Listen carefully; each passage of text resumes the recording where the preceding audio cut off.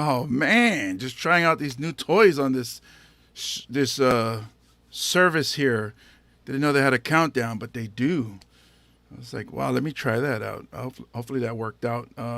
As the live stream starts making its way out to YouTube, Facebook, Twitch, as people start tuning in to catch the show, I guess I'll just talk a little bit and tell you about little things that frustrate me.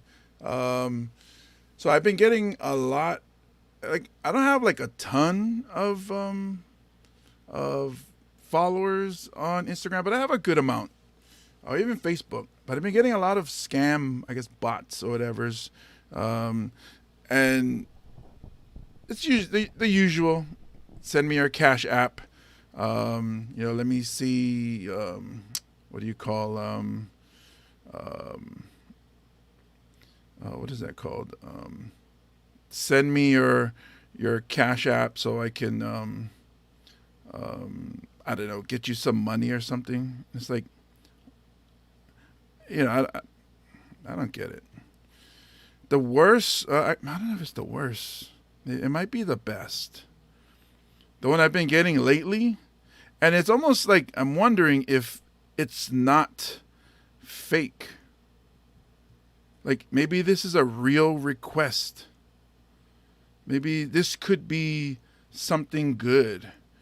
So the request that I got as a woman,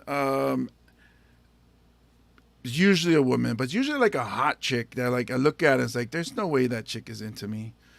But the one that I got recently looks like, I guess, like a middle-aged, like a real person, not like a fake Instagram model or something.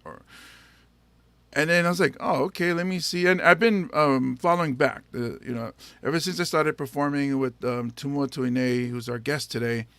I will get the a lot of his friends and followers and family would follow me, and I appreciate it. But then sometimes you get that fake one. And so this woman sent me one and said, hello, with the hand wave emoji, I guess in case I can't read, so at least they see that they're waving.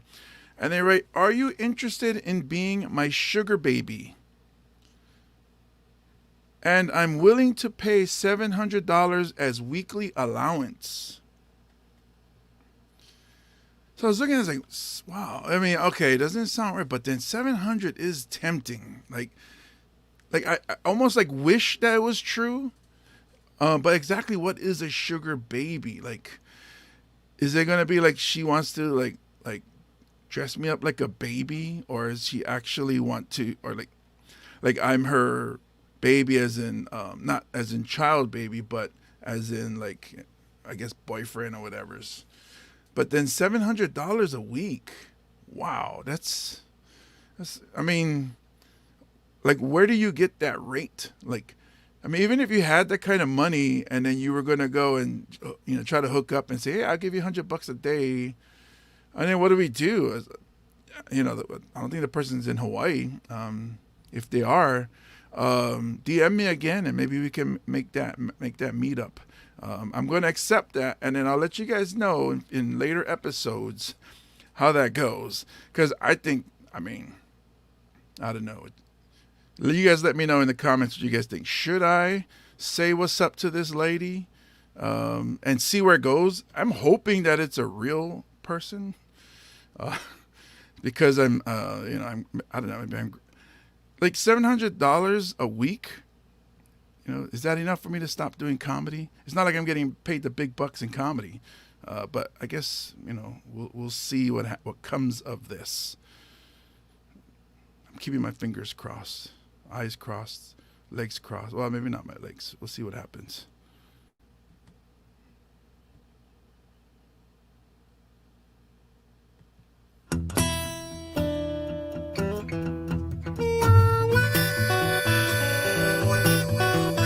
Live from the middle of the Pacific Ocean, it's Hawaii Comedy.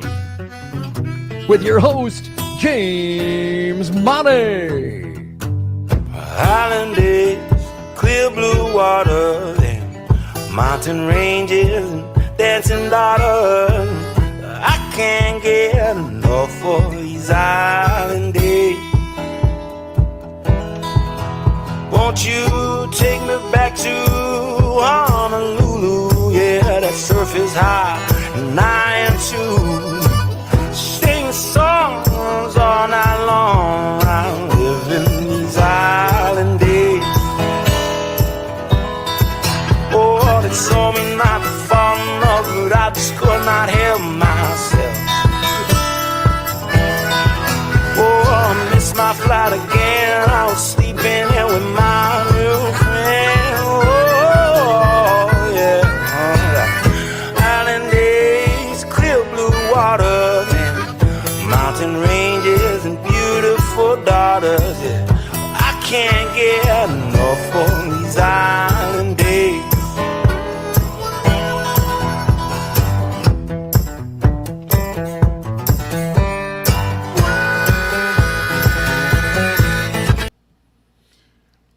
Yes, and I can't get enough of these fake scam requests. So you guys let me know in the comments if you guys think I should accept that request. $700 a week to be somebody's sugar baby? Man, that's, Johnny Rocks Hollywood says, that's a lot of sugar. Yes, pour some sugar on me. Scott Patrick Hoapili, aloha to you too. Welcome to the comedy crew in the chat rooms. Yeah, let's see what happens. I'll find out if she's real or she say he's real. We'll see what happens. $700 a week, that's tempting. Welcome to Hawaii Comedy with James Money. This is a special. Well, they're all special episodes, but this one's another good friend of mine that's going to be a guest today. And we're going to get to know him a lot better. But before I do, I want to give a shout out to sponsors, Tavana, especially Tavana808.com. Go ahead and check him out. He's the intro music that you heard, he provided that. It's a song of his. I like it, and I asked for permission, and then you hear Graham Elwood introducing me. So I'm going to give a shout out to Tavana at Tavana808.com. He's a multi-instrumentalist from Honolulu who uses electronic drum triggers to lay down a variety of grooves with his feet while simultaneously playing guitar, banjo, lap steel, or ukulele and singing soulful, island-inspired rock and blues. Every time I hear that music, I'm like, oh man, I feel like a cowboy or something. Like it's very. Like when you think of local music, you expect to hear some sort of reggae beat or something like that. But I love Tavana. And also he has dabbled in stand-up comedy. So he's one of the fraternity there, if you will. Also want to give a shout out to our sponsor. See this beautiful shirt I'm wearing? Well, this is from Oahu Golf Apparel. Go to oahugolfapparel.com. They do golf apparel, hats, t-shirts, golf accessories, and they are locally produced here in Honolulu, Hawaii. They're offering fun, stylish activewear on or off the course. I don't play golf, but I love wearing these shirts. Why? Because they're comfortable, they're light, very flexible. I could do yoga. I don't do yoga either, but I could because they're really stretchy. And most of all, they come in my size. This is a 6X, and look how pretty. It's stylish. I mean, I can show up at church with this, 6X, and be comfortable. Church gets hot. See all the Samoans with the fans. I don't need that because my shirt is comfortable. Make Oahu Golf Apparel a part of your game. All right. This guy coming up that I'm going to bring in, a good friend of mine. Some can say I'm riding his coattails, but I'm a coattail rider. I don't know if you know that. I'm named these sponsors. I'm riding their coattails too. But he's an amazing guy. He's been doing stand-up comedy for years. It's funny because years ago when he first started, I had him open maybe one or two shows for me.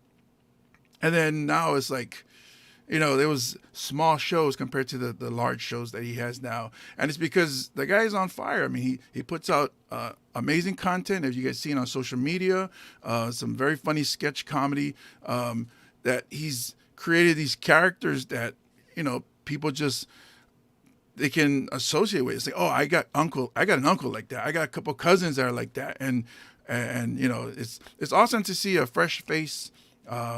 He's in his 20s. So this like, he's just getting started, but he's already blowing up. Ladies and gentlemen, let me bring him into the room and, I guess, virtual applaud out there to Tumua Tuinei. What's up, man? What's up? Was that too much of a what do you call that, a hype, or did I introduce too much, or? No, that's perfect. Thank you for the generous introduction. Yeah, I remember, like, now that you said that, the first couple shows that I opened for you, that seems like it was just like yesterday. Like, I think it was like 5 years ago. That's when I think it was. I think the pandemic kind of like cut some time off where we're like, oh, there's a gap in everything. But yeah, it was.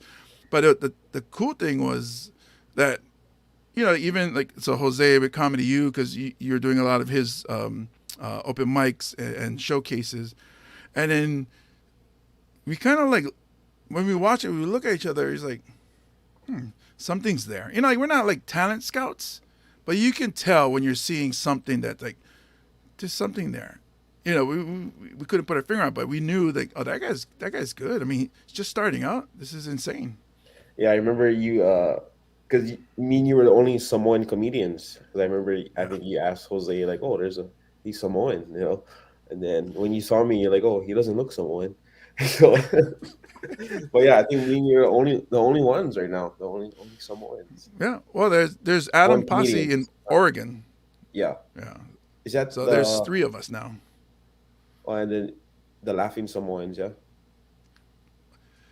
Yeah, well, let's just say U.S. then, because is it Tofinga? I think he does stand up, but I don't think I don't think he's there yet.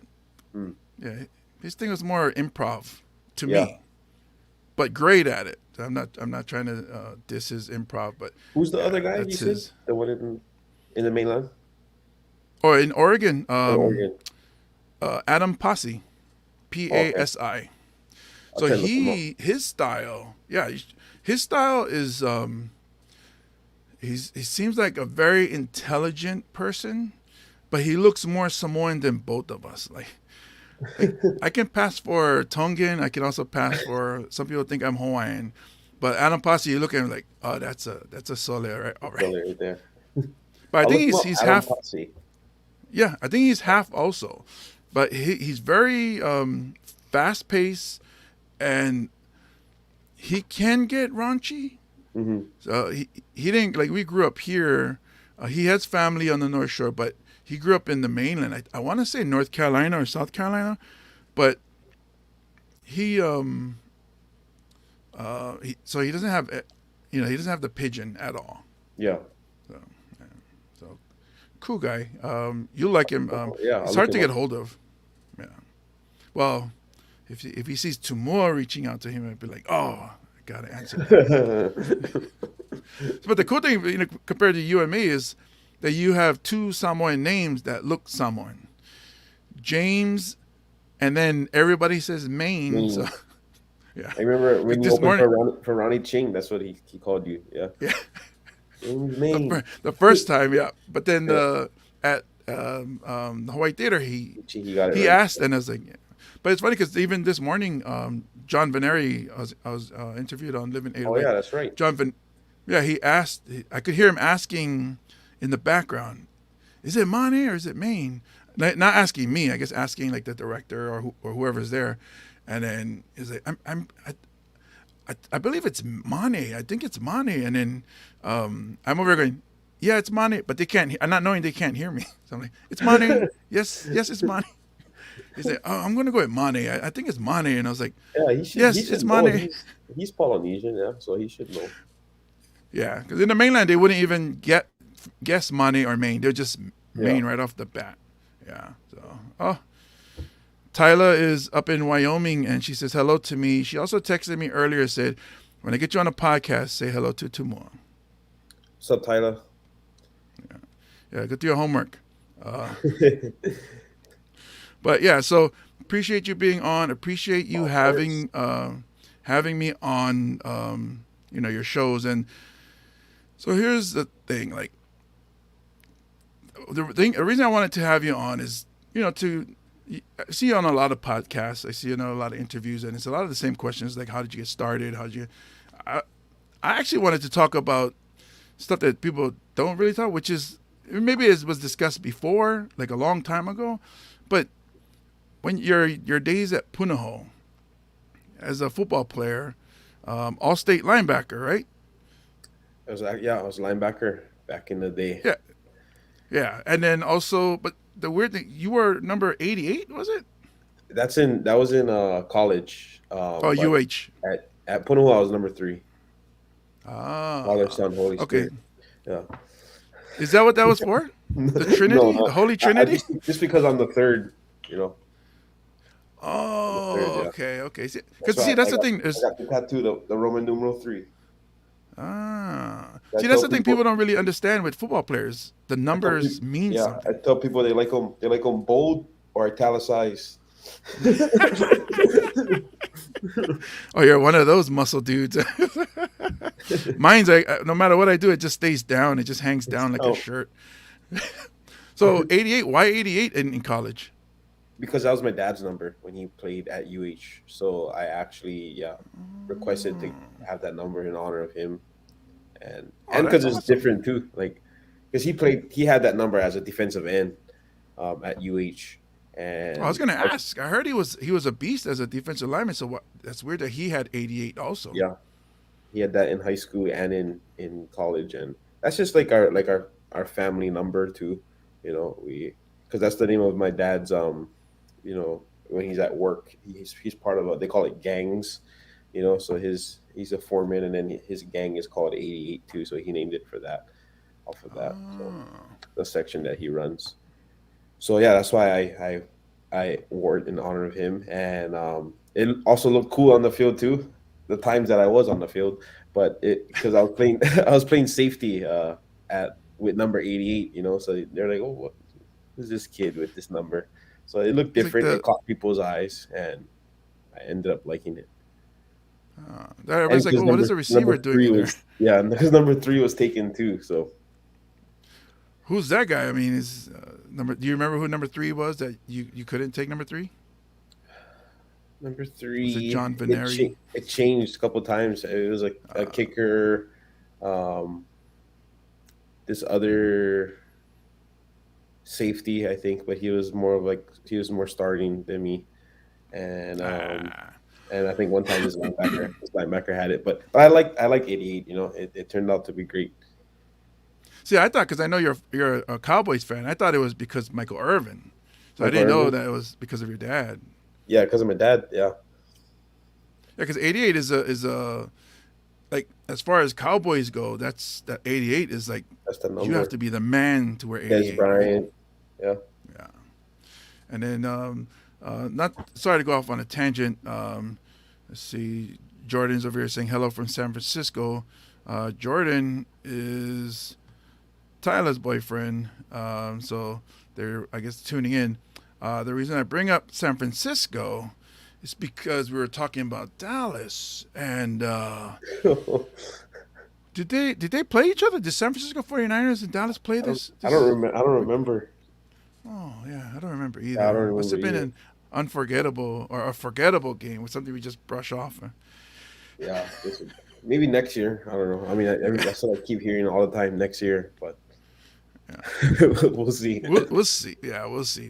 Who you, out of the 4 teams that's in now, 49ers, Rams, Cincinnati, and Kansas City, who you got going to the Super Bowl and who you think's gonna win?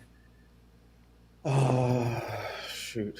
I know you're choosing the Rams, so now I would like to I would like to see the no hate, but I like to see the Chiefs and the Rams. Yeah, I think that'd be an interesting game. Yeah. But I have a feeling the Chiefs are just gonna because I honestly, mid-season, first half of the season, I was thinking it was gonna be Buffalo and the Rams, That Yeah. was my, you know, early predictions. But now it looks like, shoot, Kansas City just, I don't know. I mean, they made mistakes early, but they, you see how they caught up and beat them. It might be a. I'm a Niners fan, but I have a feeling, I Yeah. wouldn't mind Stafford winning one. Yeah. Just saying. Well, same. As soon as Dallas got out, I mean, I'm a Tom Brady fan too, so I was rooting for them, and like that was a crazy game too. But because I feel like he did everything right, and then they, they still lost. Yeah, yeah. That's sad. I But mean, all they needed was just one stop in yeah, 13 seconds. I So see Coach Coach Kevin Kevin. says, Yeah, yeah, so Chiefs Coach and Kevin. Rams. Yeah. So he said, oh, is Coach Kevin swearing on the podcast? Man, family friendly show, buddy. Um, oh, so Johnny Rocks Hollywood pointing out Chief Cielo does stand up in the Polynesian show that I love. Let's not forget him. Cielu, is that that's Used not to the be guy at from PCC. PCC? Oh, Yeah, yeah. who's the guy over there now? The small one? Um, Oh, forget his name, Cap. but he's His more name is Cap. muscular. Cap. They call But him they all do the same. Like Captain it's Cap. like Yeah, they wrote one material and then they all use it. same thing. Just like Like I don't know if you went Disneyland, but the Jungle Cruise, they all say the same jokes. The host on that one. there's a Samoan one, or Oh no, but just like the same jokes that everyone uses as a show, So it's kind of like see, but that's touristy. how it is for us. Yeah, that's how it is Yeah, for us as people that write. When we go and there's somebody like giving a tour or trying to be funny, like if they're just giving a tour like to the right and to the left and yada yada, but when they try to be funny, then it's like PCC has those canoes that goes along their little rivers, right? yep. And you sit on there, and we had a family reunion there, and then the comedian, oh no, it wasn't the family reunion, it was me, Tyler, and a couple cousins from Georgia that were on that thing, and the guy goes, oh, make sure you keep all your hands and body parts inside the boat because it's a fire hazard, because I could get fired. Yeah, so there's a stand-up comedian looking like, oh, come on, man. Really, dude, really? But I Yeah, used to be a tour that's bus what driver, I so realized too. Like now that I'm in comedy, and like 4 or 5 years before I started, I would like laugh at a lot of things and laugh at a lot of comedians. But now it's like just because we know, like, and we're used to everyone being funny, like it's kind of hard, to like. I mean, I know what's funny and what's not, but like for me to like die laughing, it's hard as a comedian. I feel like that's it with you too. Like we see so much shows, and we see like we kind of expect, oh, they're gonna go here with this or here with that. So, yeah, but we still adore it, and we still you know compliment it as well. But I feel like it's harder to make comedians laugh, but we know yeah, what's funny yeah. and what's not. Well, I guess it's also like you have to do extra, like so, like certain jokes I know will work at a show, Hmm. but won't work when there's only like 5 people and like 6 comedians. Yeah. So it's like, oh, you got to do a little bit weird so that the comedians will laugh, and because that's Get majority those of the little room. inside jokes with the comedians. Yeah, yeah. So Yeah. it's like, we'll see how this works out. But Yeah. yeah. So going back to your high school days, and knowing that, so some people don't know that Tumua almost became an Aya High School football coach. We were this close in getting him. This close. I think the pandemic kind of stopped it too a little bit. Yeah. Well, that Yeah. and because you're a person who and it's the same as me.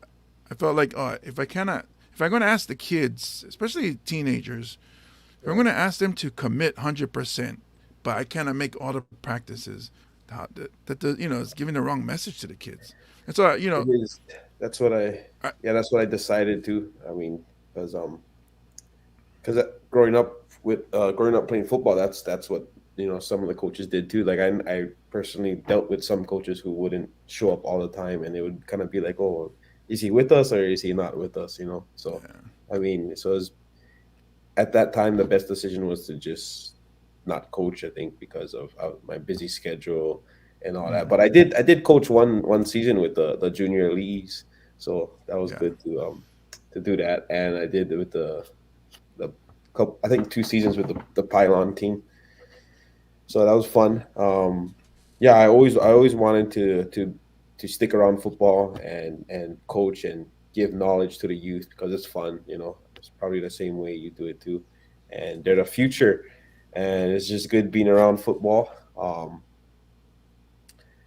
Yeah, I don't know if because I wanted to be a college coach. This is like back when I was at UH, and but like towards my senior year, I realized, oh, I don't want to do college because I was looking at them and they're like, wow, these guys are like literally gone every single day from their homes, from their family, and you're always traveling, and you probably get paid well, and you gotta really really like love the sport and love being a coach. And when you start off as a college coach, I think you got to start off as a GA, and they're at like the bottom of the totem pole, just making coffee runs, doing scout team reports, and just meetings after meetings after meetings. So I mean, it's a great job if you love football and if you're all for it. But if I ever do get back into coaching, it'll probably be high school, not college.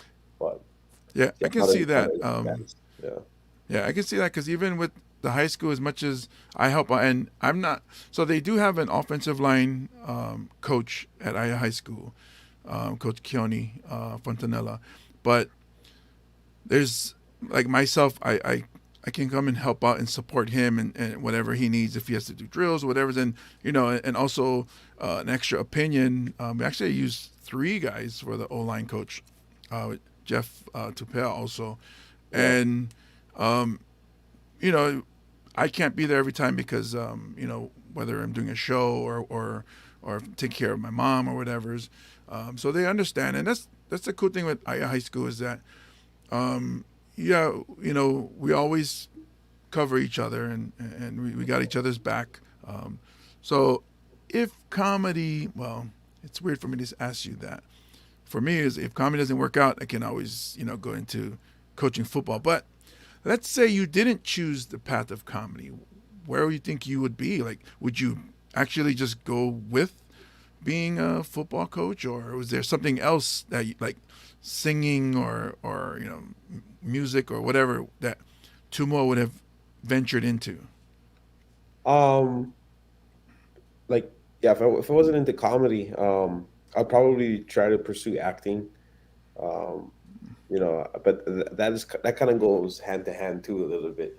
But that's part of the reason why I became a comedian was because I wanted to be an actor, and I realized that was the quickest way into acting, was through comedy. But yeah, if there was no comedy in my life, I would definitely try to pursue that, take acting classes, probably get an agency, and see what I can get with that. But if we're talking about like no entertainment, no acting, no comedy, I'd probably other than like just having a steady 9 to 5 job, probably coach as well too, just to have that on the side and just give back to the community, give back to the kids. That's big in Hawaii. Football is big in Hawaii, and especially coming from my family background, and I enjoy it. And yeah, just give back to them. That well, so okay, so it would be definitely be sports, football, if it wasn't entertainment. But there's something else I was trying to get at with entertainment because so Tyler's brother Tristan Silva remembers you as a performer, but not in comedy. Back in Benjamin Parker days, Oh yeah, as a magician, yeah. Wait, second that's grade was it or first? Tyler's boyfriend? No, it's Tyler's brother. Oh, Tristan brother. Silva is Tyler's brother. Yeah, He went to Ben Parker. yeah. So he What? remembers you as a magician, Yeah, what is his name? Tristan. Tristan. Okay, I kind of Yeah. ring. I don't know. Kind of rings a bell. But yeah, I did magic for a while. Um, when I was a kid, like 10 years old, I would do like parties and grad parties. My name was Kid Magic with two D's, like Kid Rock, like Kid Rock, but Kid Woo! Magic. So um, I Kid would, I Magic. would You do should bring I that back to. I would do card tricks, and some of my close friends actually know that I'm a magician too. Like I would do like in college, I'll do some magic tricks in the locker room, like that, and just every once in a while, if there's a party or whatnot, and there's a deck of cards, I would show people some tricks. Oh, Yeah, it's my not like, mom. oh, make your cleats disappear, nothing like that. No, no, no, nothing like that. Not no Samoan tricks. Oh, I make your food disappear. Yeah, make your food disappear, make your money disappear. I make your food disappear and I give you gout. Boom. Yeah. Yeah, but that's what he was telling me. He remember you as doing magic. So one thing I guess I wanted to get across to people that listen or even watch the podcast is how much you actually work. Like a lot of people. So the thing that I see in common with comedians who sell tickets, it's comedians who were that people want to go see, the people who who draw, the people who are successful, um, the people who are funny are some of the hardest workers. Like they talk about, up in the mainland, like Seinfeld and Chappelle. They're always doing comedy. For me, what I've seen, Augie works hard. Lanai is always doing something. He's more the business guy, but he's always doing something. And a lot of the comedians, they don't, or some of your fans don't realize how much you put into in between the shows. Like how much times you pop up at a showcase or an open mic to try to work on stuff, and that doesn't show how much you're at home writing yourself, or even we talking and texting. What do you think about this bit? What do you think about this bit? So like Yeah. for the months leading up to, or the month leading up to your show, and or the weeks leading up to your show, like what's the process for you? Shoot, yeah. I mean, thank you for saying that I'm a hard worker. I don't. I feel like I got to work more hard. Um, I, I, the, I would say because it's because right now I this is all I do. Like I do comedy full time. I decided I had a part time job, a labor job, and I wouldn't mention the name, but but yeah, I decided to just do this full time and talked it over with my parents, and I'm blessed enough to do this financially right now full time, and I think only now I'm starting to like put in the work even more because I realize this is my job and this is what I gotta do to keep it going, especially in the entertainment business because like the windows are so small. Once you have like one, a small opportunity of fame, you gotta keep it going. And. So I feel like only now I'm actually like really, really trying. But well, before I'm a lazy guy. All comedians I feel like are lazy. It's just in us. But but they like Whoa. no, but Daydreaming is a full-time job, my man. wake up at 11 a.m. every day. No, no, just no. But like Unless you're going golfing, unless you go golfing, that's true. Yes, there's but tax that's a write off. workout. Business deals, tax write off. Yeah. Yeah, by the way, this is from Yep. OahuGolfApparel.com. Shout out to all. So I'm not wearing theirs right now. I'm sorry, Tim, but I never washed my clothes yet. But but I would say like as a timeline, like let's say I have a show coming up 2 months away. I would book it. I would get nervous like the day I probably book it. Like like nervous and excited too. Like okay, I gotta put on the best show for my fans and so a lot of thinking goes in and that's when I start looking at like my set list and my material and what I want to say and all that. And like you said, going to these open mics or these smaller featured shows in town, and it's tough for us comedians in Hawaii because we don't have a comedy club or multiple comedy clubs that others would have like in LA or in New York. Like we can't do like 8 shows in one week, or like 3 shows in a day. We like, I mean, Jose and Patrick, they put on great scenes in Hawaii. Even Pepper as well. They have weekly shows, so that I mean, I'm thankful for the opportunity of that to do shows there and to practice. Um, but it's tough, People don't realize that a lot of material takes months to like a year to finally polish it.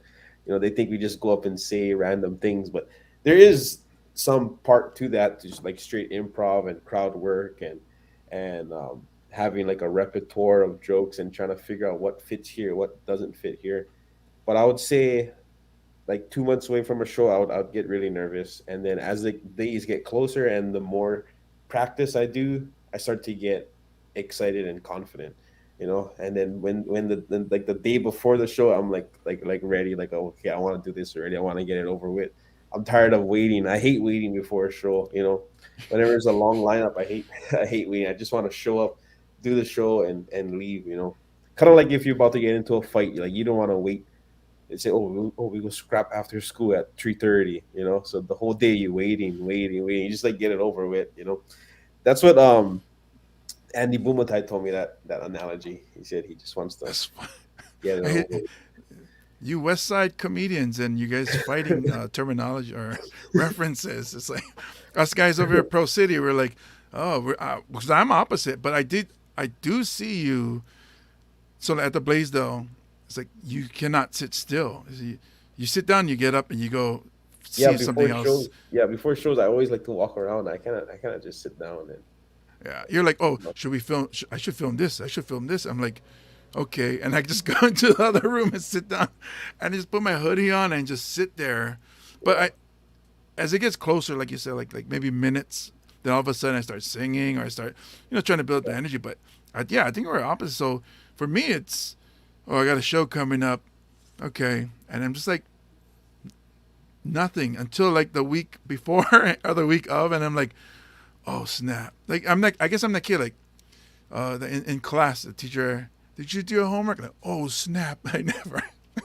Yeah. And then, boom, just right off the top of the head, I just try to fire some stuff out. But yeah, I do have some stuff in my head that I was thinking about or have written down that's there. It's just, so last night I went to Blue Note.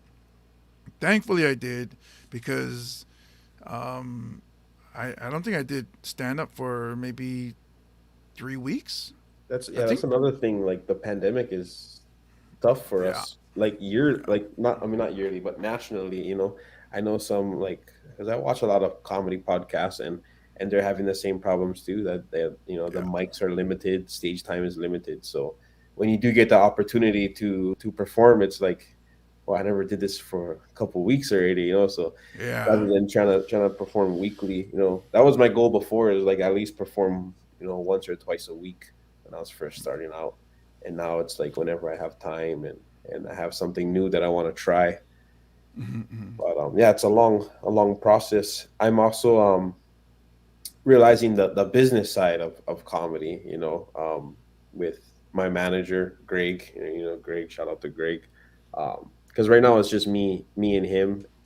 We don't have like any outside promoters or anything, so it's a lot of work, booking all these shows. We're in the process of doing a national tour, so we're all, Mm-hmm. finding venues, looking over contracts and get doing all these W-9s and find out the requirements for all these shows that you need, like lighting, sound, and it's a whole ball game. Even the Blaisdell, when we did the Blaisdell, like Yeah, me being behind the scenes and seeing what goes on to make a huge production is a headache, and yeah, it yeah. it kind of takes over you, but I don't want it to take over the funness of being a comedian, and I gotta realize that the main thing is just to make people laugh.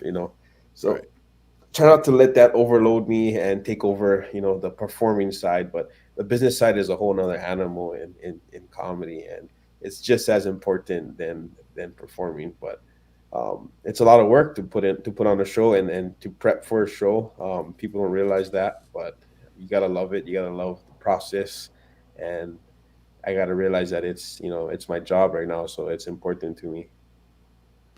Yeah, and I so I used to promote shows, smaller shows, and back when I started, like 12 years ago, that was how you got stage time. It's like because there was nobody doing regular open mics for everybody. It was let's say Elroy would do it, but it was just the people who knew about it would go. Uh, KP Palanca had one as well. So Mhm. we were all like, oh, where do we go? us brand new comics. So we had to go through that process and talking to the bar owner, convincing them that this is a good idea, And then the thing that I learned after a few years of doing that was that business side for myself, and it's different for everybody. For the business side, affected my creative side, so I couldn't come up with material all of a sudden, and I was like, why? I used to be able to just come up with insane thoughts all the time. Why? What's happening? And that's when I had to pull back from being a promoter or handling business stuff. And that's why I appreciate Jose, with Comedy U Hawaii. You guys can check it out, comedyyuhi.com, where he's promoting this show that I'm doing on next week, Wednesday, on February 2nd. And it's taking a lot of that weight off of my shoulder so I can focus on the hour set that I'm going to do for the people that show up. But I also want to give a shout out. We always say Jose, but a lot of behind the scenes, Kelly is a big part of it. Kelly and Jose are boyfriend and girlfriend, and Comedy U Hawaii, I don't think would happen without both of them putting in that work. So, but yeah, also shout out to Patrick Terrell.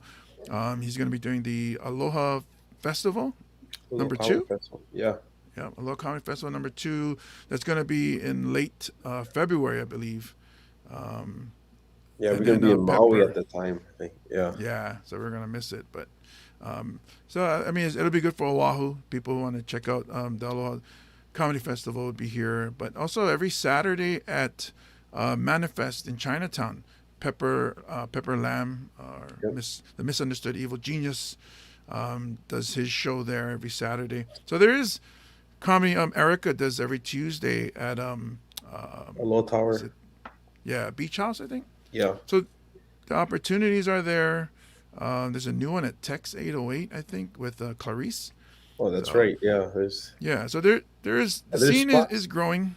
If you guys ever want to try, I get a lot of people asking me, I want to do stand up. Where's the open mic? So I think it's easily to find. Go to Hawaii Comedians on Facebook, and they have all the mics there.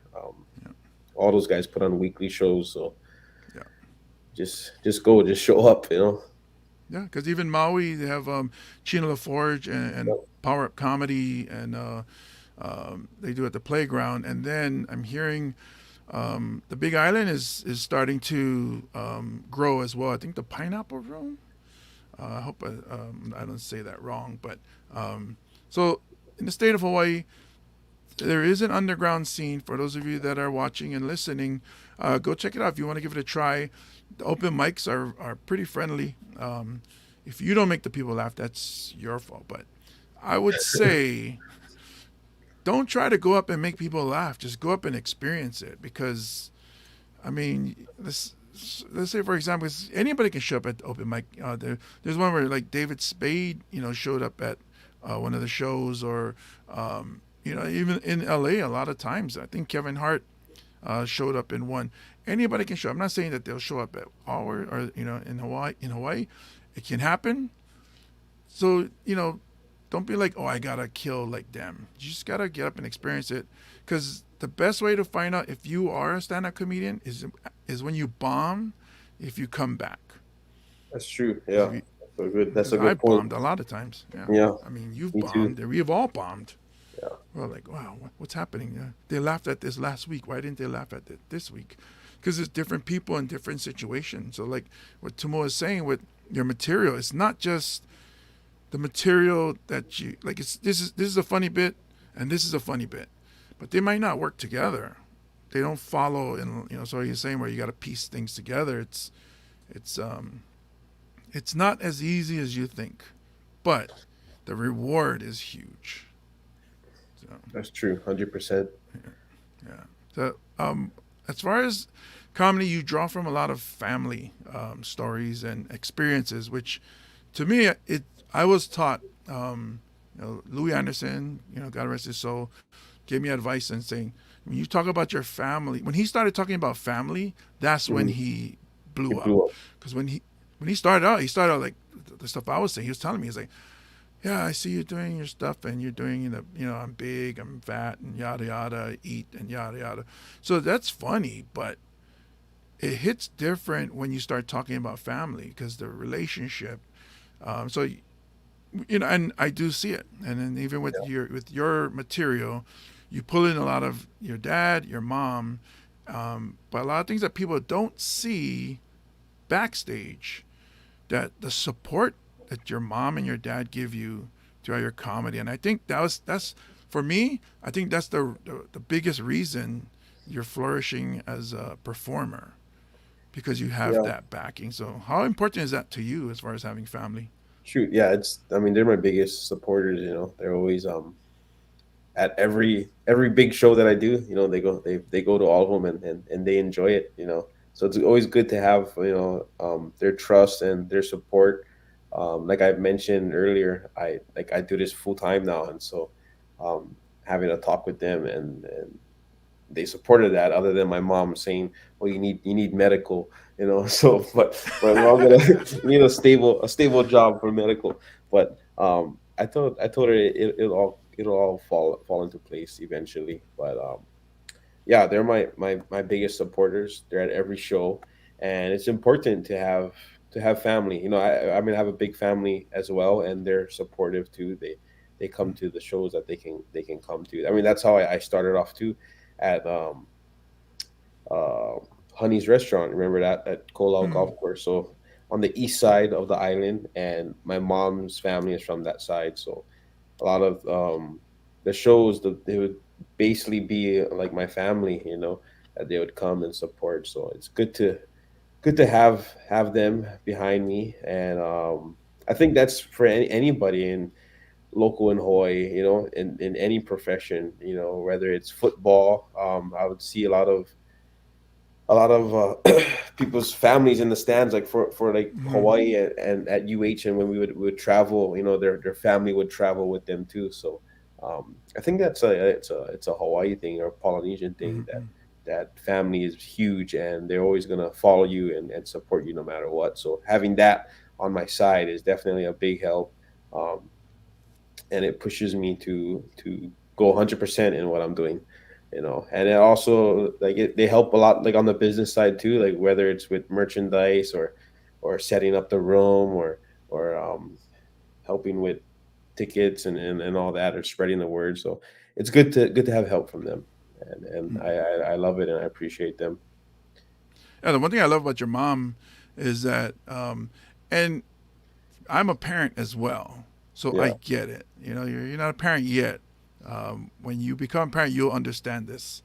Your mom will go outside and and walk the line of the audience that before they get in.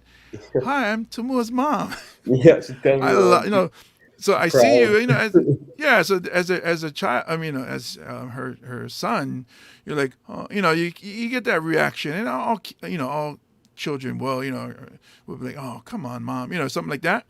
Yeah. As a parent, I'm like, man, I can't wait. I hope as a situation. I would do the same thing if my daughter's at a game or something, and she's doing well. That's my kid. That's my kid. I would. Yeah. Hi, I'm her dad. So I get it, and I love it. It's so funny when she does that. Yeah, But she I also gets good footage for you.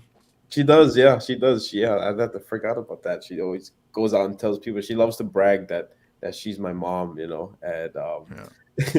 you cannot tell her no. I mean, that's just what local moms do, or local parents do. They're proud of their kid. They're proud of their son, and yeah. Sometimes I'm like, oh, come on, mom, but Yeah. I like it too, So I cannot, even if I did tell her don't do it, she's still gonna do it. So what's the point? Yeah, but Yeah. Yeah. yeah, that's And the true. funny thing with your dad is that, like, so your dad is 6'5". Yeah, So, he's still a big guy. He can be intimidating. He has a deep voice. He's a strong presence. yeah, But it's so funny watching him backstage before the first Blaisdell show. Those who don't know, Tumua sold out the Blaisdell concert hall, 3 shows in hours. So it's a huge show. and this is the first one, and we're backstage, and he keeps saying to your mom, he's like, "Oh, mom, you nervous? Yeah, mom, you like." So he said it. Yeah, yeah. A He little always while tells later, he me, said, he, I'm more yeah, he kept nervous than saying, you. he was, it's like, but he kept saying that your mom was like, "Oh, mom, you nervous? Huh? You nervous? Huh, mom?" I was watching, and he did that like 3 times in like 10 minutes. And I looked at your mom, I was like, "I think he nervous." She goes, he's "Yeah, he nervous. keep blaming me, but he's nervous." Yeah, he So, always get nervous. He always get nervous before any show too. Like because he would invite his friends too. Yeah, and he'd always tell me, "Well, I get getting nervous. Like I feel more nervous than you. Just make sure you make them laugh. Make them laugh. Like, okay. But if you don't, it's okay. You know, but make them laugh. don't worry, Dad. I get him. I get him, Dad. Yeah, I get him. I get him. And that's so cool because, like, so you're already, you're just getting started as far as selling out rooms. It's like Hawaiian Brian's, and then just before you headline at a Blue Note, before you had that run of sold out shows, Hmm. the Instagram took off for you. It Yeah, was, and that it was was. the video of you and your dad. For me, the first one that I was like, oh, that blew up, which is the toilet paper when the Yeah, pandemic hit and everybody went crazy and just bought out all the toilet paper, and then you did a sketch with your dad where you were like a drug dealer but selling toilet yeah. paper. That was the one that started it off. And Yeah, yeah, that was a couple months before the Blue Note shows. That's right in the start of the pandemic. So it took a lot of convincing for me to do that. My friends were telling me to do videos. My dad was telling me to do videos, and when everything shut down, I was like, shoot, I guess got to do videos now, you know, because I don't even know how long this whole pandemic is gonna be, or like right. the lockdown period. But it turned out to be a blessing, you know, and then that started the spark.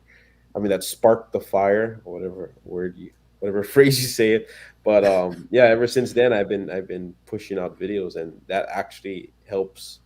It helps 100% of ticket sales and gets people to my live shows because a lot of people don't realize that I do stand up for like my newer followers. Like they would see my videos and they would be like, and they'll probably see a stand up video and they'll be like, oh, he does stand up too. Oh, we gotta see him live, you know. So it's a good marketing, good strategy to get people to come to your live shows. And it's also different than my skits, you know. So it's more Right. interactive and it's stand up, you know.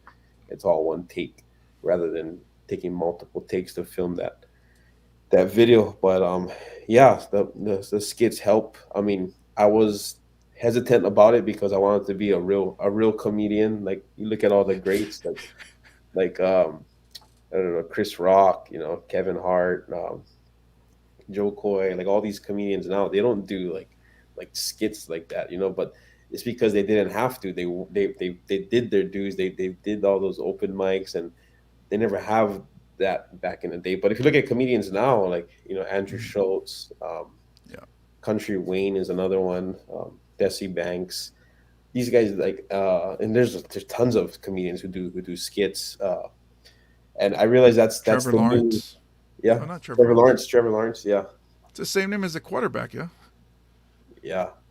So Yeah, weird. that's I didn't true. think about That's that. true. Sure, yeah, he does stand up too, and this other guy named John B. Christ, you know who that is? He does like a bunch of reels and Oh. skits, but he does stand up as Anwar, the well. guys like with King Bach. King Bach is gonna do Yeah, or Batch, King Batch is gonna came back. do live shows now. Yeah, so he used Joe Coy's opener. So um, I think he toured with him this past year, but he's actually doing his own tour now this year. So it seems like he kind of like practiced to do that. But yeah, like that's the new time of age is social media and doing videos. And if you think about it, like all those big time comedians, Richard Pryor, Chris Rock, Eddie Murphy, they did movies, you know, back in the day. So this is kind of like, I guess not as same as movies, but it's kind of like Right. similar. You know, But they you didn't. do They something didn't have other than smartphones. they didn't have smartphones. Yeah, so Yeah. I would guess this is like our TV time, I guess, because no one really Yeah. Yeah. watches television right now. Everything is Yeah. social media, and that's when I realized, like, okay, I gotta do this. I gotta push out videos, and do stand up as well. You cannot just be doing stand up. And just like you too, like you're doing this podcast. I see you pushing out some TikToks and Instagram reels. So it's you got to I do try to something do the other than TikToks. just stand up. Yeah. Yep. Yeah. That's it. But That's yeah, 2021. it's the other thing that people don't 2022. I understand don't know. I is, keep saying that. well, it's still January, so people are still Yeah. writing 2021, but they don't understand how much. So like a lot of times, we text each other, we either text or we DM, but it seems like you're almost always editing something, like whether it's video or Yeah. you're creating a poster, or so you're. That's the part that I wanted to, I talk about with people when they ask me about you, not on camera or on the side or whatever. And I tell them, I say, oh, yeah, sure, it's funny. He's good looking. He's really nice. But the part that people don't really see is that the hard work that he puts in. And the same thing, like I say, with Augie and these other guys that are Yeah. successful, is they put in Editing. a lot of work. Thank you. Editing is tough. Like I almost don't want to do it sometimes. Like I would film a whole skit and be like, oh, this is gonna be a funny video, but I was like, oh, I gotta edit it. So sometimes it Yeah, takes like 3 or 4 hours of just getting the perfect 2 minute video. And it's tough. I mean, I know people ask me like, oh, do you like you have an editor for your videos? But no, I do it myself, and the reason why is because I want to do it myself. I could probably hire an editor, but feel like I'm going to be editing it myself while telling him, oh no, don't do it like that. Take this yeah, off, yeah, take that. yeah, So it's like it's all because editing is what makes it hilarious.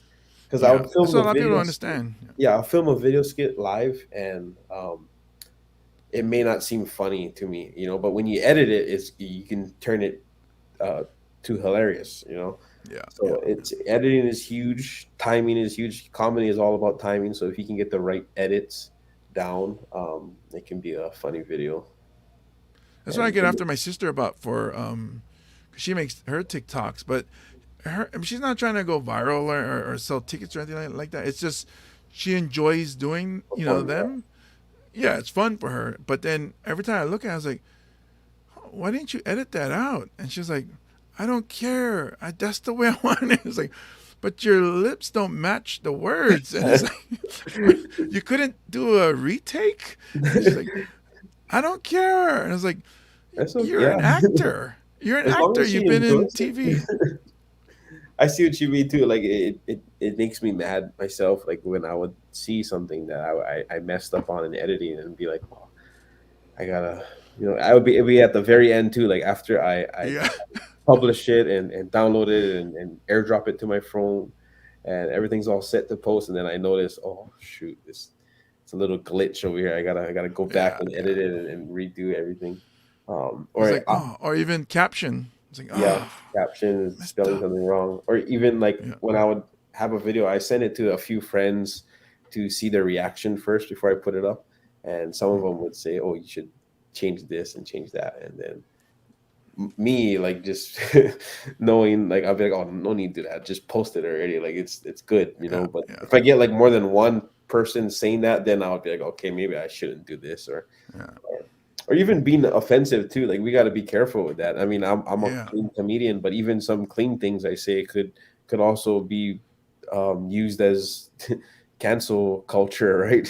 People, that's the worst thing you don't want to happen, and that's also part of the reasons why comedians and like us ourselves don't allow people to film our sets um, Hmm. in Hmm. live shows because Or videos even, and even I when we're mean, trying to work something out. yeah, because we don't know what we're gonna say and we don't know Yeah. what's gonna happen.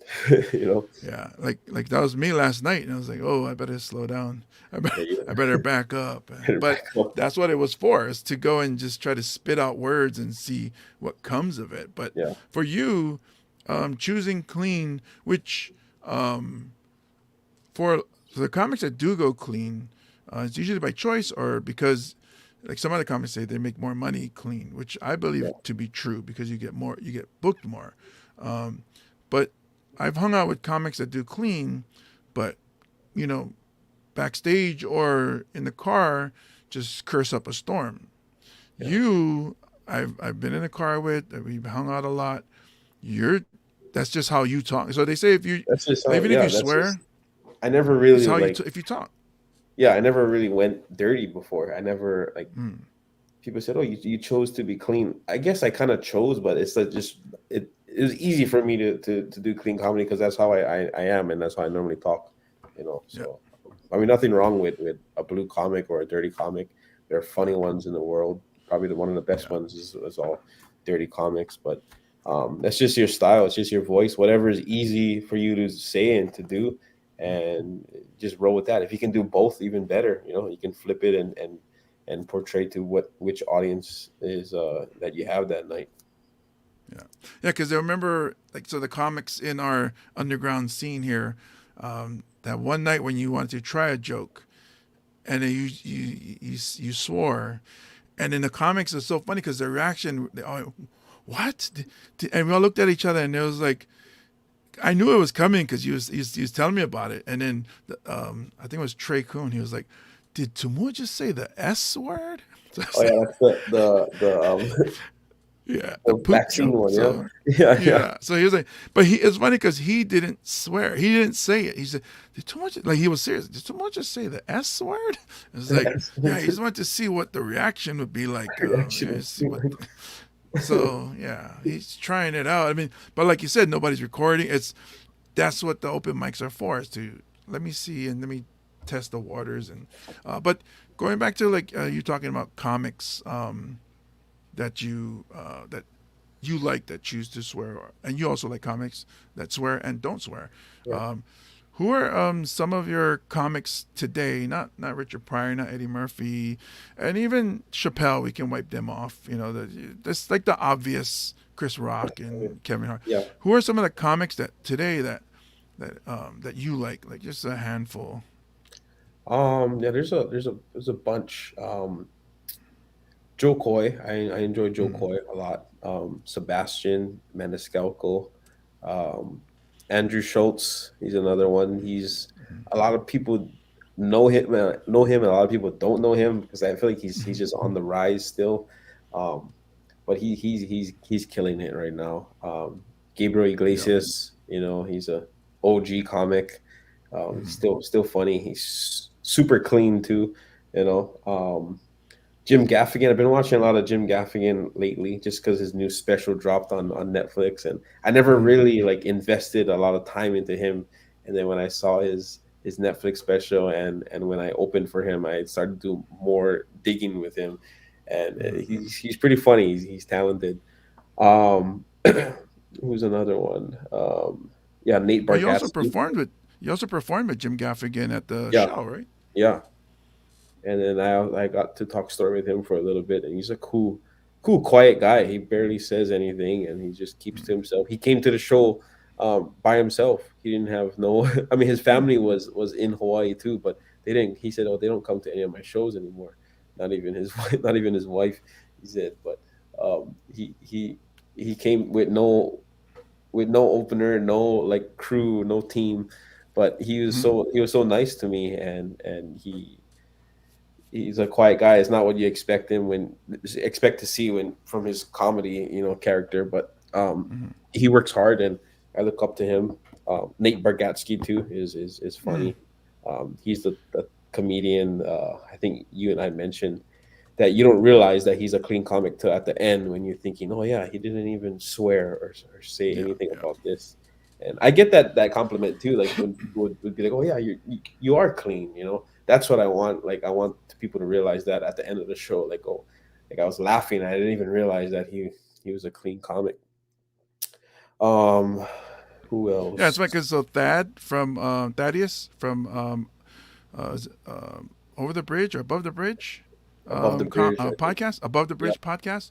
He was saying that as they were watching the show at the Blaisdell Center, your show, and then they watched it, they enjoyed it, they had a great time, and then at the end of the show, like, you're on your way home or whatever, and you're talking about it, and they're like, you know what, there was not one curse word. They didn't realize it was a clean show, yeah, and I think that's because it's the way you talk normally. So if you yeah. normally talk, Same like and then you get, Angela Johnson too. She yep, she yep, just yep. had that same reaction for me. I didn't realize she was a clean comic until at the end, right? And Hmm, hmm. uh, all those guys. Yeah, that's a female comic. We were talking about female comics. I forgot to mention to you, Angela Johnson. It's a funny one. Oh yeah, she's great. Yeah. Okay, so let's see here. What is your favorite? Let's see. Kevin was asking, what is your favorite part about stand-up comedy or comedy? Like, do you have like, it's the writing process, or is it the laugh that you get when you tell a joke? So, what is one of your favorite parts about being a comic? Favorite part will probably be when you realize that a new joke works, Yeah, because it like you can look back yeah, and think like, oh wow, I did this all by myself, and I yeah, remember yeah, like yeah, working on this, and then like, oh, I got it to work. It's a good feeling, and you get excited, and you want to like perform that joke even more and try it out with yeah, more crowd, and like show off like, oh yeah, I wrote this, like I'm excited to tell this, you know so I think that's the best feeling. Because when you know all the jokes that kill, like you're not as excited about it. But when you get a new joke and you just yeah, want to like show it off to the world. So that's, or even like a new video too. Like I like the excitement, or when I film something, I'm like I capture something on camera, like, oh, this is gonna be hilarious. This is classic. yeah, This is gonna go viral. So that I like that excitement, like wanting to show everyone like what I created. So um, yeah. I would say I'd that's have to one of agree the with. I agree with that, and then it's funny because then when you get with the other comics, and then they go, dude, that bit, yeah. or dude, that new stuff. And it's like, oh man, because and then like a lot of stuff when I see you pop up and work on material, it's just the premise and one punchline because you just thought about it, so you Yeah. haven't really worked it out, and then it's like, then when you say it, then it's like, oh my goodness, there's so many things you can do with that, and then you're like, oh, that's a genius, then you're like, oh, genius, and then you go home, and then you start adding, and then you come back, and it's like, oh, there it is, Yeah, yeah, yeah. I do That's love a, that. that's a That is great a high feeling. right there, Yeah. yeah, yeah. Okay, so where is the next level? So, um, as far as so you've done acting because you're on NCIS Hawaii, Jawline. Jawline. Yeah, I did one episode with them. Yeah, so that's my favorite line of all time. When I um, read the script, I couldn't like understand like what are they trying to mean with this? Are they I trying still to think don't.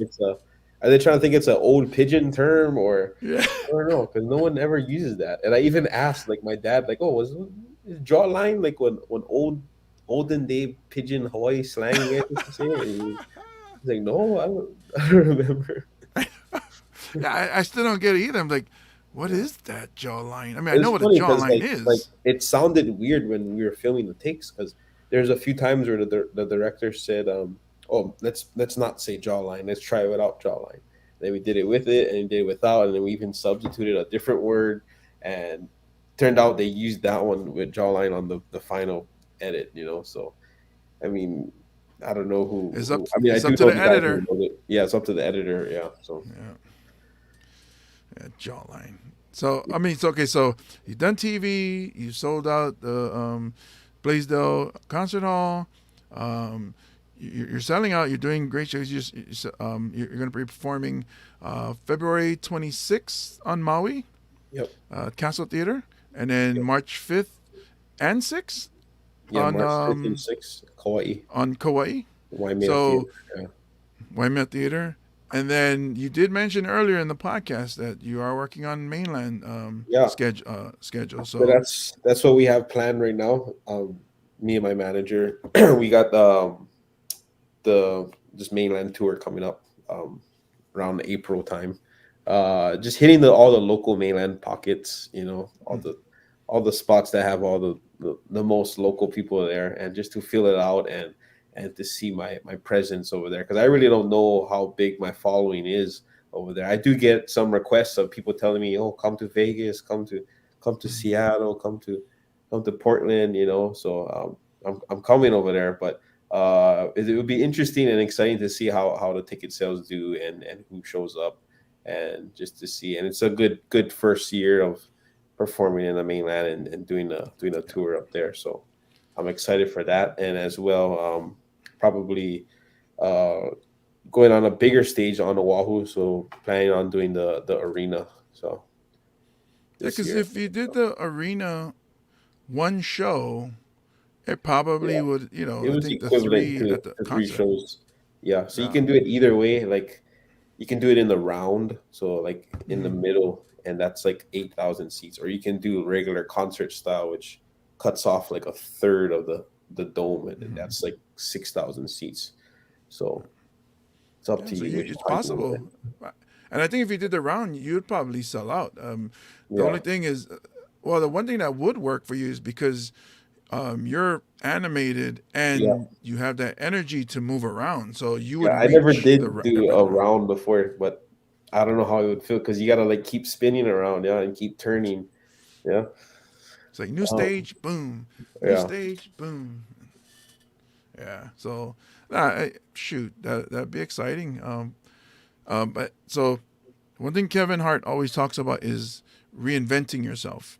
So with you, there was you're a football player. You were doing stand up. You started out doing stand up.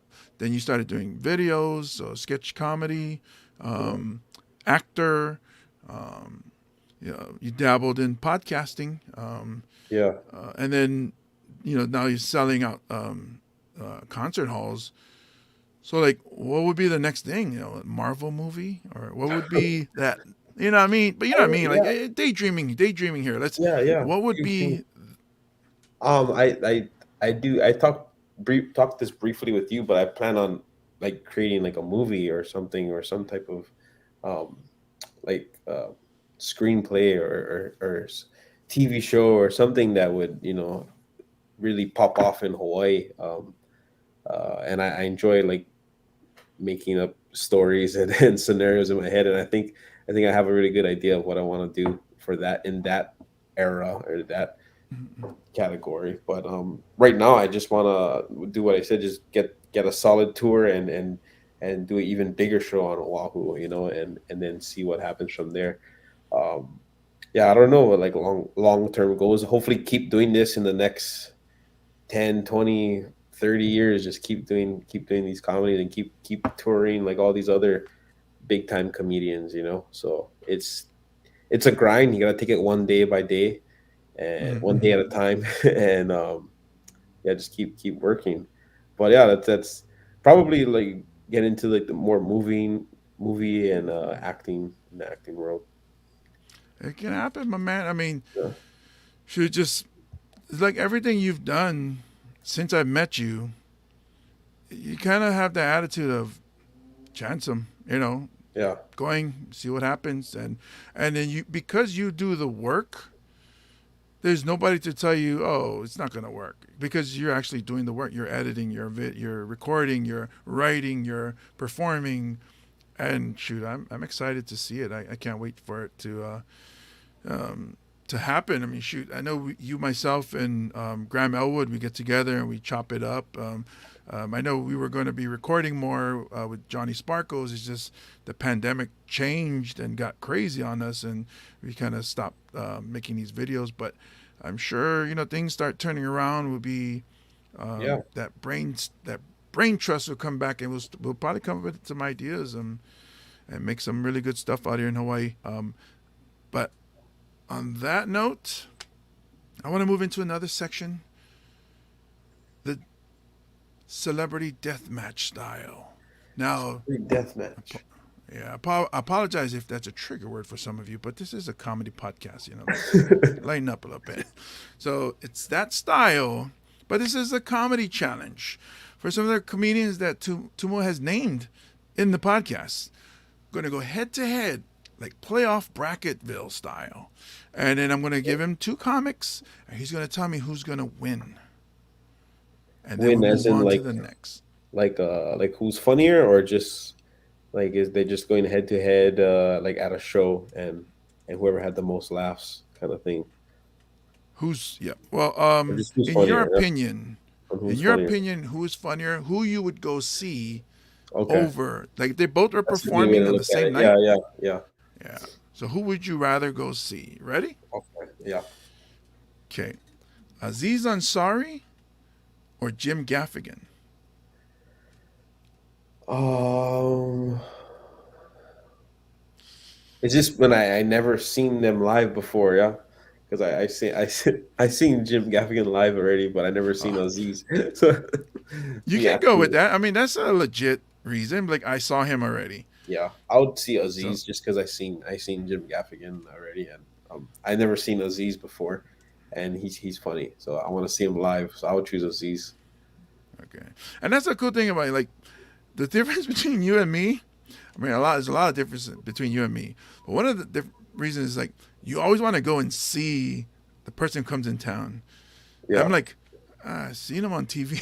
It's like, I want to seen him see on like, how TV. they work. That's why too, and Yeah. See, but that's what I mean. So lazy, and then you yeah, were like, oh, I want to go see it and I want to learn. And then, yeah, so because of that, I started going back out to open mics because of you, where we went to go see Hannibal Buress, where I was like, eh. And we went to see it, had a good time. So, and then we ended up at King's Pizza yeah. and had a good time there. So, okay, next, Sebastian Maniscalco. This is going to be a tough one for you. Sebastian Maniscalco or Andrew Schultz? Oh, I'll see Sebastian. That's an Okay, easy second one. Yeah, pass. I seen Andrew live, but I never seen Sebastian live too. And I would say I would like Sebastian more than Andrew Schultz. Oh yeah, I forgot Andrew came down. Yeah. Yeah, he went to the Blue Note. He did great, Yeah. killed it. Okay, here's another tough one for you. Joe Coy or John Mulaney? Yeah, Joe Coy.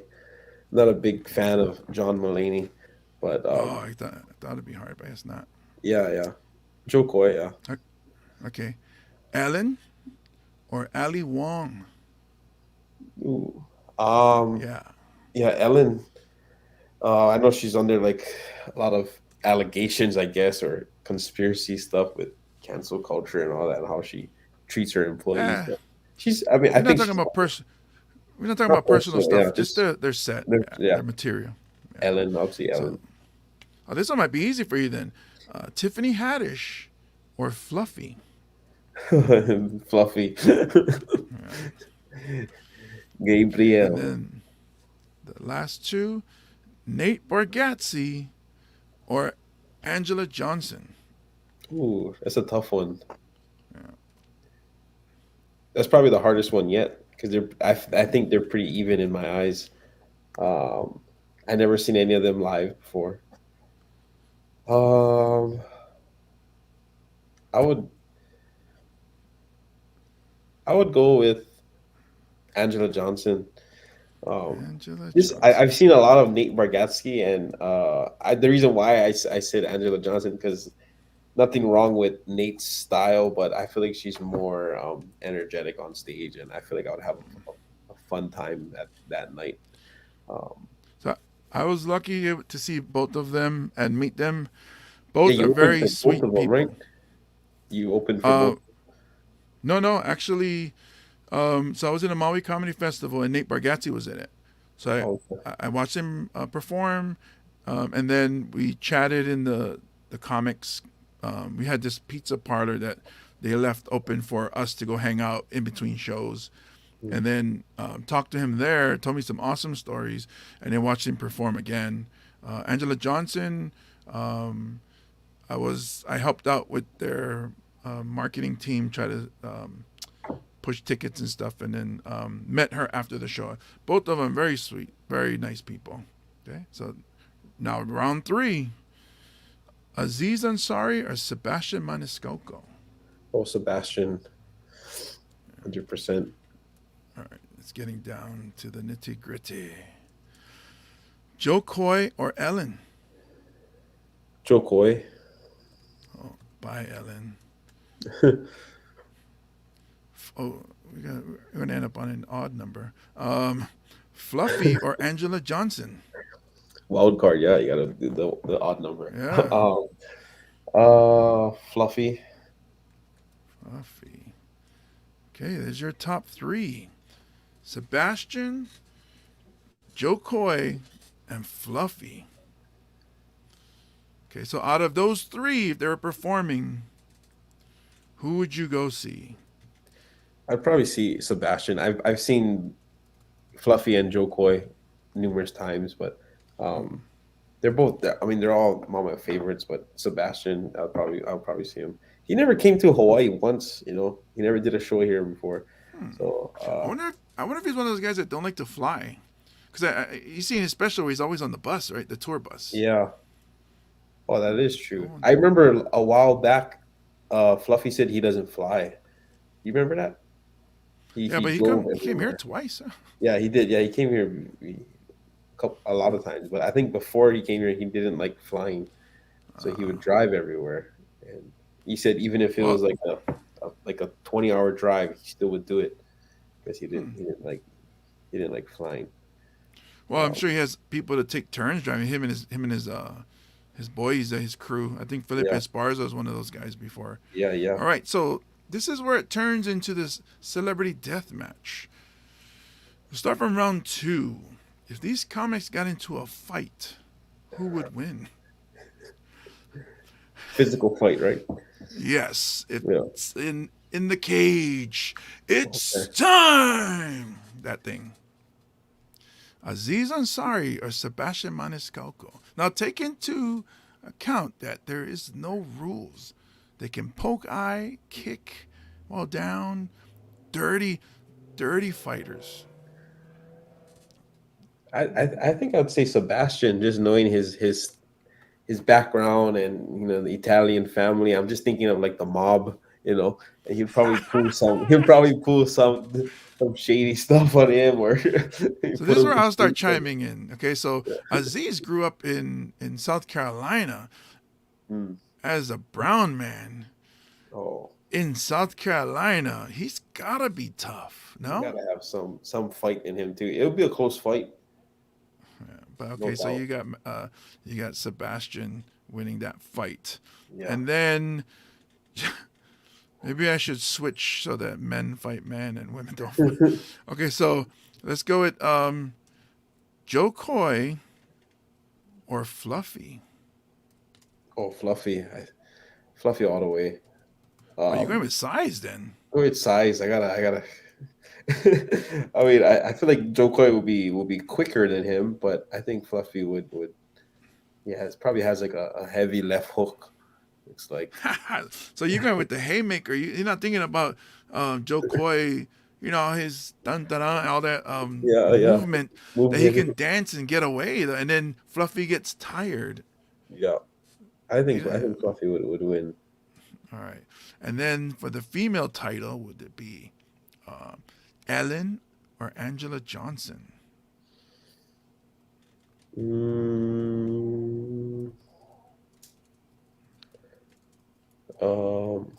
I'll choose Angela Johnson.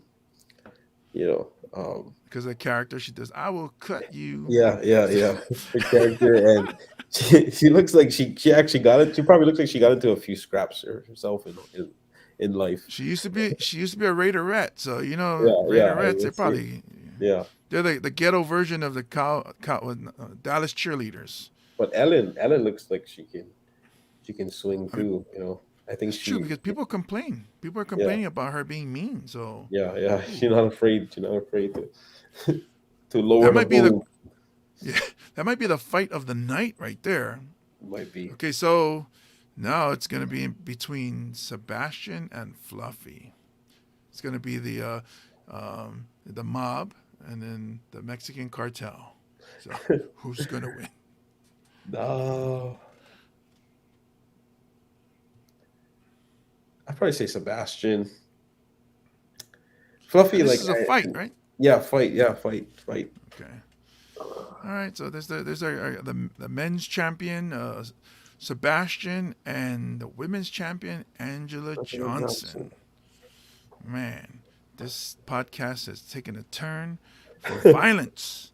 So, but that's good to know. I mean, if we were out at a club performing and we saw them get into a fight, we would know who to jump behind. Yeah. So Sebastian. Oh, we go. Go back him up. and then we win. So, hey man, I appreciate you being on the podcast. Oh, You thank know, you. it was a lot of fun, and there will be more in the future. And I do wish you lots of success. I know that um, I wanted to let people know that the biggest thing, like, it's obvious to say, oh, you're funny. It's obvious to talk about you being nice and all this stuff. But the biggest takeaway that I always tell people that they don't see is the hard work. And I think your work ethic, and I saw in other podcasts where you mentioned that it came from football, your training in football and your coaches and they instilled in you work ethic. And Yeah, that's why I wanted to start with that. that makes sense. Yeah, now that I think about it too. Um, they have that athlete mentality, of always wanting to win and be the hardest worker in the room. Um, yeah, I think that's from my football background and probably carried over. But thank you for the compliments. Thank you Because for having me on this if I can liken podcast. it to one person before I let you go, so I read a book and they talked about Jay Leno. Jay Leno wasn't funny in the beginning. Some people still think he isn't funny. Yeah, He never got the respect. And I'm sorry, I'm not comparing it to that part, but he outworked everybody. He I was never yeah, always never thought there. Yeah, that's how Jay Leno succeeded because he outworked people. Now, when you take somebody who's talented like yourself and you work hard, sky's the limit. I mean, about that. you see in our scene, and we won't say any names, that there's some really funny people, Yeah. Hmm. but they just don't take to the work part of comedy and do, you know, the writing and work on what was wrote and rewrite and polish that gem to be really funny bit. Yeah, But they just go and they go, oh, next joke, next joke, next yeah, joke, and they just throw away all those jokes, and it's like, that's true. why? Yeah, Put in the work. There's a lot of funny people in our scene. They just. I was talking to Nico last night. You can either perform for the comics, or you can perform to get on shows. yeah. It's two different performances, and you know it is because you've done both. Hmm. That's what I was messaging Zach Mama. You know who that is? Oh yeah, yeah, Yeah, he's a newer comic. I think he's been doing it for like 3 months or so, but he was asking for some advice, and that's the same advice I told him. I said, don't try to impress the comics in the room because they don't matter. You gotta just make the audience laugh. Like I get yeah. that they've seen all your jokes and you want to like change it up to impress them or try this new bit, but I'd say don't do that. Just work on what works, what gets your laughs, and continue to Yeah. polish that. Especially if you're only a few months in, so. That's the same advice I I was gave him. just. I got a DM from new comic Nicole Boner. I think she just started, and then so she was excited. She's coming to the show next week on February 2nd to see me. And I told her, I was like, oh, make sure we get a picture. But anytime, and I think you're the same.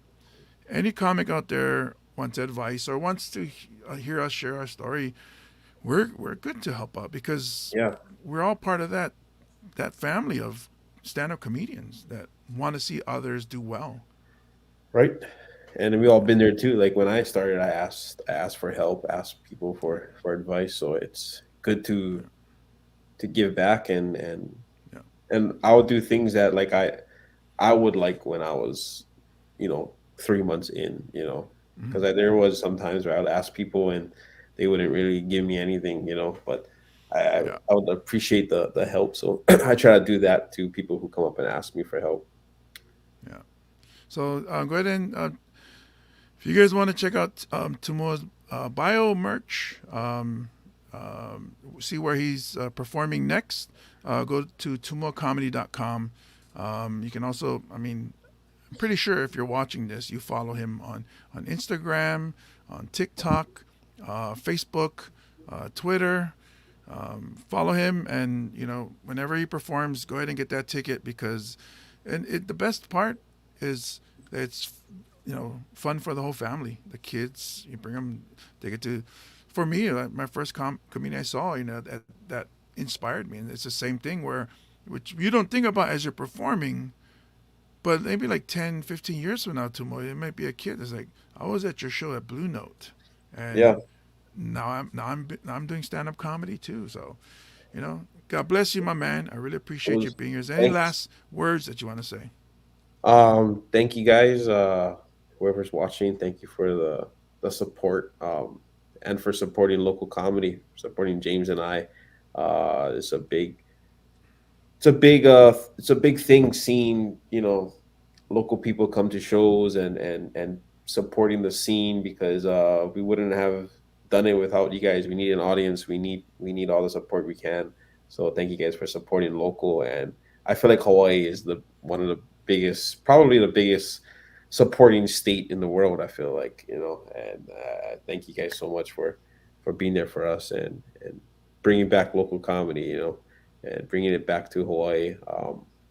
Thank you, James, for inviting me on here, and we look forward to working together more.